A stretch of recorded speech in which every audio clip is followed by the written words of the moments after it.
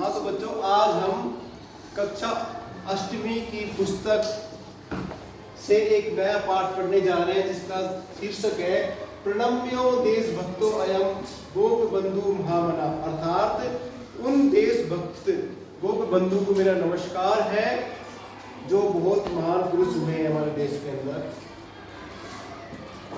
इस पाठ में बताया गया है कि एक अध्यापक अपने छात्रों से एक बाढ़ के बारे में चर्चा कर रहे हैं कि किस प्रकार से बाढ़ के कारण कितने लोग प्रभावित होते हैं, और इसके अंदर हम अपने देशभक्त गोप बंधु के बारे में, उनके जीवन के बारे में पढ़ेंगे। सबसे पहले बोलेंगे, एकदा जल प्लावित पीड़ितानां सहायार्थं शिक्षका छात्राश्च सभागारे चर्चां कुर्वन्ति। एकदा अर्थात एक बार, एकदा माने एक बार, जल प्लावित पीड़ितानां अत्यधिक बाढ़ के कारण, बहुत भयंकर बाढ़ के कारण, सहायार्थम शिक्षिका उनकी सहायता के लिए शिक्षक और छात्रों के बीच में सभागार में कोई चर्चा हो रही थी। तो अध्यापक क्या कह रहे हैं बच्चों से, नमस्ते छात्रा, छात्रों आपको मेरा नमस्कार। नमस्ते, नमस्ते का इसमें संधि चलोगी नमः प्लस तय, नमः प्लस तय, अर्थात आपको मेरा नमस्कार है। छात्रा सभी छात्रों, ह्यस्तनीम वार्ता सुतवंतु किम, इसका मतलब है क्या आपने एक हृदय विदारक, एक बहुत ही हृदय को दुखी देने वाली बात सुनी है। तो बच्चे क्या कह रहे हैं,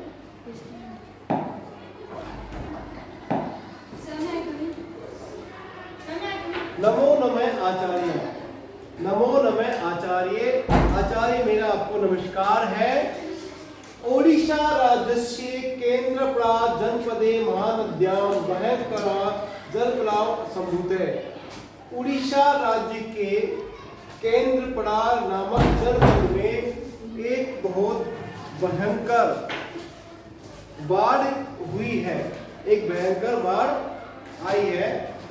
जल प्लावेन तत्र महती हानि संजाता, जल प्लावेन अत्यधिक जल के कारण या बाढ़ के कारण वहां पर बहुत बड़ी हानि हुई है। इसके बाद अध्यापक कह रहे हैं, आम, हाँ, आम माने हाँ, हिमानी, हिमानी नामक लड़की कह रहे हैं हाँ हिमानी, ठीक है, तुम सत्यमुदसी। इसमें हिमानी कौन है, इसमें हिमानी ये लड़की है। ये लड़की जो पहले बता रही है आपको कि ये अपने आचार्य को, अपने शिक्षक को बता रही है कि ऐसा वहां पर भयंकर बाढ़ हुई है। तब आचार्य शिक्षक कह रहे हैं कि हाँ हिमानी, तुम सत्यमुदसी, तुम सत्य कह रही हो। जल प्लावेन वास गृहाणि नष्टानि, जल के बहने से, अत्यधिक जल के बहने से, बाढ़ के आने के कारण वहां के घर नष्ट हो गए। वास गृहाणि का अर्थ है, वास गृहाणि का मतलब है वहां के घर नष्ट हो गए। केचित अस्वस्थता चिकित्सालय मृत्युना सहयुध्यन्ते, केचित माने कुछ, केचित माने कुछ, अस्वस्थता अस्वस्थ हो गए हैं, बीमार हो गए हैं। चिकित्सालय मृत्युना, चिकित्सालय में, इसमें चिकित्सालय में वहां पर मृत्यु के साथ युद्ध लड़ रहे हैं, अर्थात वो अपने जीवन मरण की सैया पर लेटे हुए हैं और इतने बीमार हैं कि वो मृत्यु की सैया पर मृत्यु से युद्ध कर रहे हैं। अन्य च अनाहारेण कष्टम सहते, और कुछ भूख से प्रभावित हो गए हैं और कष्ट सह रहे हैं, दुखी हैं। भव्य गृह पालिता पशु अपनी नदी स्रोता प्रभाविता कृताश्च, भव्य माने बहुत सारे, भव्य माने बहुत सारे, गृह पालिता पशु, गृह पालिता पशु का मतलब होता है जो हम घर में पशुओं को पालते हैं, हमारे जो जानवर, गाय भैंस जिनको हम पालते हैं घर में, वो सभी जानवर पशु है, वो पशु सभी नदी स्रोत सा प्रभाविता मृताश्च, नदी के प्रभाव में या नदी के जल प्रभाव में बह गए हैं या फिर मर गए हैं। इसके बाद कह रहे हैं, आगे बच्चा कह रहा है, महोदय ते संप्रति अति दुखिता भवेवि खलु, इससे हम बहुत दुखी हुए हैं, इस बात से हम बहुत दुखी हुए हैं। सत्यम अध्यापक कह रहे हैं सत्यम ठीक है, अशोक अशोक तुम ठीक कह रहे हो। बच्चे अशोक का इसका नाम क्या है? इसका नाम है अशोक। अशोक ने कहा इस बात से हम बहुत दुखी हुए हैं। तब अध्यापक कह रहे हैं सत्यम अशोक, सत्य कह रहे अशोक, ते सर्वे अति दुखेन जीवंती, वे सभी बहुत दुखी होकर जी रहे हैं। अस्माभिः एतादृशानां दुखितानां सहायता करणीया। अस्माभिः माने हम सबके द्वारा, अस्माभिः माने हम सबके द्वारा इस प्रकार के दुखी लोगों की सहायता करनी चाहिए। एतादृशानां इस प्रकार के दुखितानां दुखी लोगों के लिए सहायता करनी चाहिए। यथा उत्कलमन्या गोपबंधु जल प्रभावित पीड़ितानां अकुंठम सेवा कृत्वा अद्यापि जनमानसेषु समादितोऽस्ति। यथा माने जैसे गोपबंधु जो हमारे शिरोमणि हैं, गोपबंधु नामक इन्होंने भी जल प्लावित पीड़ितानां भयंकर बाढ़ से पीड़ित लोगों के लिए उन्होंने सेवा की। और आज वो अद्यापि आज भी अद्य प्लस भी आज भी वे लोगों के मन में जनमानसु माने लोगों के मन में, जनमानसु लोगों के मन में अर्थात सप्तमी विभक्ति का बहुवचन है। यहाँ पर लोगों के मन में अभी भी आदर इनके साथ दिया जाता है। गोपबंधु नामक महोदय का अभी भी आदर के साथ नाम लिया जाता है। महोदय ऐसे गोपबंधु के, अब एक छात्रा पूछ रही है शिक्षक से, महोदय ऐसे गोपबंधु के, महोदय ये गोपबंधु कौन है? बच्चे ने पूछा गोपबंधु कौन है? बच्चों को नहीं पता गोपबंधु कौन है। तब अध्यापक कह रहे हैं भवन्ते सर्वे एतत् चित्रं पश्यतु, सभी इस चित्र को देखिए, सभी चित्र को देखिए। ऐसे अस्ति दीनबंधु गोपबंधु, ये गोपबंधु, ये दीनबंधु गोपबंधु है। ये चित्र किसका है? दीनबंधु गोपबंधु का है। सम्प्रति वयं तस्य विषय जानीमहे, आज हम इनके विषय के बारे में जानेंगे। आज हम इनके बारे में जानेंगे, इनके बारे में पढ़ेंगे। पाठ का शीर्षक जैसे कि है प्रणम्यो देशभक्तोऽयं गोपबंधु महाबला, देशभक्त गोपबंधु महान पुरुष को मेरा नमस्कार है। अब देखिए क्या आता है इसमें। अब इनके जीवन के बारे में हम पढ़ेंगे कि गोपबंधु का जीवन कैसा रहा, इन्होंने देश की सेवा कैसे की और बाढ़ से पीड़ित लोगों के लिए उन्होंने किस प्रकार से सहायता प्रदान की। बोले एकदा आचार्य हरदास सत्यवादी वन विद्यालय से सर्वान अध्यापकान भोजनाय आमंत्रितवान। एक माने एक बार आचार्य हरिहरदास जी ने सत्यवादी वन विद्यालय से, ये एक वन विद्यालय में पढ़ रहे थे जिसका नाम था सत्यवादी वन विद्यालय से सर्वान अध्यापकान भोजनाय, सभी अध्यापकों के लिए भोजन के लिए उनको आमंत्रित किया, उन सबको बुलाया। आमंत्रिता सर्वे अतिथ्ये हस्तपादम छादित्वा आसनेषु उपविष्टवन्तः।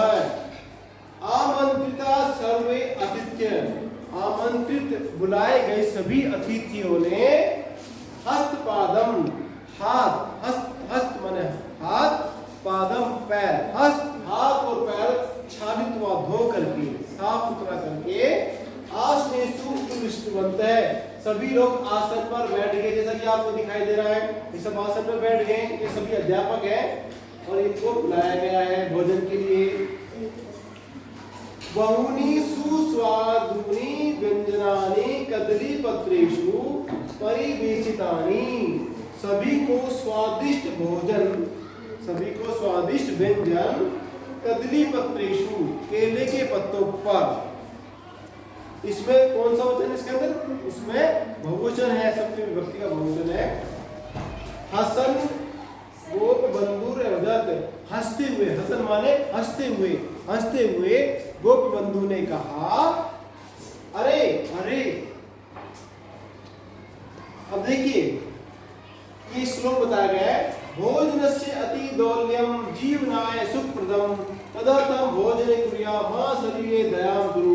उन्होंने हंसते हुए एक श्लोक बोला गोबंधु जी ने, भोजनस्य अति दौर्लभ्यम, भोजन प्राप्त करना बहुत दुर्लभता होती है, जीवनाय सुखप्रदम, जो हमारे जीवन को सुख देता है, जो हमारे जीवन को सुख देता है, तदर्थम भोजनम कुर्या, तो हमें भोजन करना चाहिए, मां शरीर दया गुरु, तो आप हमें भोजन कराइए और मेरे शरीर पर दया कीजिए। अर्थात उन्होंने हंसते हुए कहा अपने अध्यापक से कि भोजन प्राप्त करना बहुत बड़ा कार्य है और ये जीवन के लिए सुख प्रदान करने वाली बात, तो आप हमें भोजन कराइए और मेरे शरीर पर दया कीजिए। एतत् श्रुत्वा, ऐसा सुन करके सर्वे उच्चै हसितवन्ते, सभी जोर जोर से हंसने लगे। तदानीम एव बहि कश्चन करुण ध्वनि गोपबंधु कर्ण्यो अंगूयते, तभी बाहर से कुछ करुण ध्वनि, बहुत ही करुण ध्वनि में, बहुत ही दुख पीड़ित ध्वनि में, आवाज में, या किसी की कांपती आवाज में या दुख भरी आवाज में किसी ने आवाज दी, गोपबंधु कर्ण्यो अंगूयते, गोपबंधु जी के कानों में आई। बहुत ही करुण भरी आवाज गोपबंधु जी के कानों में आई और उनको सुनाई दिया। माते माते, माता माता, हे माँ, बुभुक्षितोस्मि, मैं भूखा हूँ। बुभुक्षितोस्मि माने मैं भूखा हूँ। किंचित भोजन दे, कुछ भोजन दीजिए, मुझे कुछ खाने के लिए भोजन दो। जैसा कि आपको दिखाई दे रहा है, दीनबंधु जी है ये, और ये बाहर भूख से व्याकुल हुआ व्यक्ति बोल रहा है कि मुझे भोजन दो, मैं भूखा हूँ। दिन त्रयात् किमपि न भुक्तम, 3 दिन से मैंने कुछ नहीं खाया। भोजनम देहि माते, हे माता, हे माँ, मुझे भोजन दो। भोजनम देहि, भोजन दो। आहा आ, इतने मतलब दुखी था, भूखा था और परेशान था, उसकी आवाज में भी बहुत ही करुण ध्वनि निकल रही थी। आ ओ इति क्रंदन ध्वनि श्रुत्वा एव, ऐसी करुणा भरी ध्वनि सुन करके, ऐसी करुणा भरी आवाज सुन करके दया विकृत हृदय, उनका वो बंधु जी का हृदय दया से, करुणा से भर गया। गोप बंधु अश्रु पूर्ण नयनो अभवत्, गोप बंधु जी के आंखों में आंसू भर आए, उनकी आंखों में आंसू भर आए। किमपि अविच्यन्ते दुर्गति स्वस्मै परिवेशितं भोजनं हस्ते गृहीत्वा बहिरागतवान्, बिना कुछ विचारे, किमपि माने कुछ भी, अविचिन्त्य सोचे समझे, बिना कुछ सोचे समझे, झट से, फुर्ती से, स्वस्मै परिवेशितं भोजनम, जो उनको भोजन परोसा गया था केले के पत्तों पर, उनको हाथ में लेकर के, गृहस्थे गृहीत्वा, हाथ में लेकर के बहिरागतवान्, बाहर आ जाते हैं, बाहर आ जाते हैं जहां पर उनको आवाज आ रही थी। और वो उस भिखारी के पास पहुंच जाते हैं। जैसे कि आपको दिखाई दे रहा है कि इसमें दीनबंधु जी इनको भोजन दे रहे हैं, तो भिखारी बाहर करुणा भरी आवाज उनको बुला रहा था कि मुझे कोई भोजन दो, मैं 3 दिन से मैंने भोजन नहीं खाया।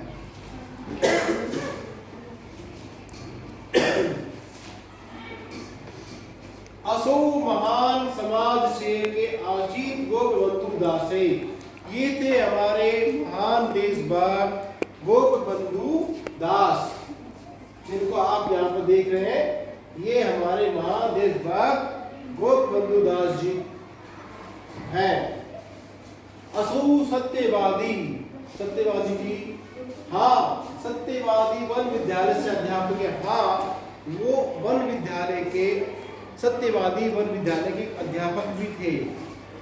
प्रसिद्धेषु पंचमित्रेषु अन्यतम स्वतंत्रता सामग्री आसीत्, और वे वो जो 5 मित्र थे उनके अन्य, वो भी स्वतंत्रता सामग्री के साथ में थे। ओडिशा राज्यस्य पुरी जनपदस्य साक्षी गोपाल समीपा सुवांडो ग्रामे नाम जन्म लब्धवान। अब इनके बारे में बता रहे हैं हम कि इनका जन्म कहाँ हुआ था। उड़ीसा राज्य के पुरी जनपद का साक्षी गोपाल समीप सुवांडो गांव में इनका जन्म हुआ था। इनका जन्म कहाँ पर हुआ था? उड़ीसा राज्य के पुरी जनपद में के समीप सुवांडो नाम गांव में हुआ था इनका नाम। इनका जन्म उड़ीसा राज्य में पुरी जो जनपद है वहां पर साक्षी गोपाल समीप में एक गांव है सुवांडो, यहाँ पर इनका जन्म हुआ था। अध्ययन कालादेव से दरिद्राणाम रोगिणाम च सेवा क्रोध। अध्ययन कालाद माने जब वो पढ़ते थे, अध्ययन कालादेव माने जब वो पढ़ते थे तब वो दरिद्रों के और रोगियों की सेवा करते थे। गरीब, बहुत जो गरीब व्यक्ति हैं उनकी, और जो रोगी होते थे, जो रोग से ग्रसित हैं, बीमार व्यक्तियों की सेवा करते थे। सत्यवादी वन विद्यालय से छात्रान निःशुल्क पाठ्य। सत्यवादी जो विद्यालय है ना, उसमें उन सभी बच्चों को निःशुल्क पढ़ाया करते थे। विद्यालय में अध्यापक रहते हुए वो छात्रों को निःशुल्क शिक्षा देते थे। वो ऐसे महान अध्यापक। निरक्षरता दूरी करना है सत्यम यथम इसमें। निरक्षरता अर्थात लोगों के जो अनपढ़ हैं उनको साक्षर बनाने के लिए या निरक्षरता दूर करने के लिए लोगों के अंदर साक्षरता या उनको है कि उनको पढ़ाने के लिए वो लगातार प्रयास करते रहते थे। कार्पास वस्त्र निर्माणाय सैसुमेव सूत्र प्रस्तुतिम करोत। कार्पास वस्त्र निर्माण अर्थात कार्पास का मतलब होता है कपास के द्वारा जो धागों के द्वारा, रुई के द्वारा जो वस्त्र पहले बनते थे उसके निर्माण में वह स्वयं धागा काटते थे। क्योंकि जो पहले कपड़े सूती के बनते थे हमारे, अभी भी सूती बनते हैं, मशीनों से बनते हैं। पहले के समय उनको चरखों से रुई को काटते थे और जब वहाँ धागा बनने के बाद उन धागों से सूती के कपड़े बनते थे जो हम खुद बनाते थे पहले अपने आप। क्योंकि हमने विदेशी कपड़ों को पहनना और विदेशी चीज़ों को उपयोग में लाना हमने छोड़ दिया था और अंग्रेजों के विरुद्ध हमने बहुत बड़ा एक संग्राम छेड़ा हुआ था कि हम अपने स्वदेशी पहनेंगे, स्वदेशी ही अपनाएंगे।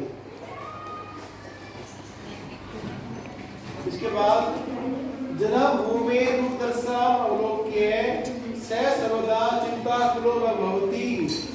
जन्मभूमि के लिए, जन्मभूमि मेरे देश के लिए, मेरे भारत देश के लिए दूरदर्शन अवलोक्य, अपने भारत देश की दूरदर्शा देख करके, इसकी दूरदर्शा देख करके सर्वदा वे सदा चिंताकुलो अभवत्, चिंतित रहते थे। महात्मा गांधी प्रेरणाए भारतीय स्वतंत्रता आंदोलन गोपबंधु भागम गृहीतवान। महात्मा गांधी की प्रेरणा से भारतीय स्वतंत्रता आंदोलन में गोपबंधु ने भाग लिया, उसमें सम्मिलित हुए।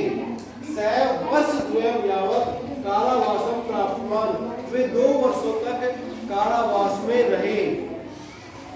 कारागारे दूषण से बंदिर आत्मकथाम, कारागार में रहते हुए उन्होंने आत्मकथा लिखी। बंदिर आत्मकथा, कारा कविता, धर्मपाल, 2 महात्मय, नैतिकता उपाख्यान इत्यादि बहु प्रेरणादायिनी पुस्तकानि ओडिशा भाष्य विरचितवान। उन्होंने इन पुस्तकों को उड़ीसा की जेल में रहते हुए उन्होंने लिखा था उड़िया भाषा में। सर्वदा स्वेदेशस्य वस्त्राणाम वस्तूनाम उपयोगम कृतवान, उन्होंने सदा अपने देश की वस्त्रों और अपने देश के वस्त्रों को ही उपयोग करने के लिए कहा गया था। मरणासन स्वपुत्री में विहाय जल प्लावित पीड़ितराम भात मातु सहस्त्रस्य पुत्रान उद्धृतम गृहत्वान बहिर्निर्मिते समाज सेवनां च। और मरणासन स्वपुत्री, उनकी पुत्री जो मरने की सैया पर थी, अर्थात उनकी पुत्री भी बीमार थी, अपनी पुत्री को मरणासन अर्थात जो बहुत बीमार थी या कहें कि मरने की स्थिति में थी, उसको छोड़ करके जल प्लावित पीड़ितराम, जो जल से पीड़ित थे, भयंकर बाढ़ से पीड़ित लोग थे, भारत माता के सहस्त्र पुत्रान, सैकड़ों पुत्रों की रक्षा के लिए वो घर से बाहर चले गए। अर्थात घर में पुत्री बीमार है, उसको छोड़ करके हजारों की संख्या में जो भयंकर बाढ़ से पीड़ित लोग थे, उनकी सेवा के लिए बाहर चले जाते हैं। समाज सेवा वो समाज की सेवा करते हैं। देश सेवा तत्परस्य गोप बंधु परस्य प्रसिद्धम प्रेरणादायकम वचनम मधुरामपि जनमानसु राष्ट्रभक्ति जागृति सेवा भाव की तत्परता, अर्थात सेवा, देश सेवा के लिए उन्होंने अपने प्रसिद्ध प्रेरणादायक वचन भी उन्होंने राष्ट्रभक्ति के गीत गाए हैं। ये देखिए, ये हमारे कारागार में रहते हुए पुस्तक लिख रहे हैं, इन्होंने पुस्तकें लिखी, इसके बाद जंगल में रहकर बच्चों को पढ़ा रहे हैं, क्योंकि इनके जो विद्यालय में थे वो बच्चे पढ़ते थे, इनको निःशुल्क पढ़ा रहे हैं। और ये हमारे महान देशभक्त का कातरे हैं, इस तरह के कातरे पर ये जो वस्त्र इनके बनते थे धागों से, वो हमारे देश के जो हमारे देश में वस्त्र बनते थे, उनको पहनने के लिए सबको कहते थे और महात्मा गांधी से प्रेरित थे। और अपना भोजन दूसरों को देने के लिए कभी इन्होंने कोई सोच विचार नहीं किया, उस पर तत्परता से अपना भोजन रखा थाली में दूसरों को प्रदान किया है इन्होंने।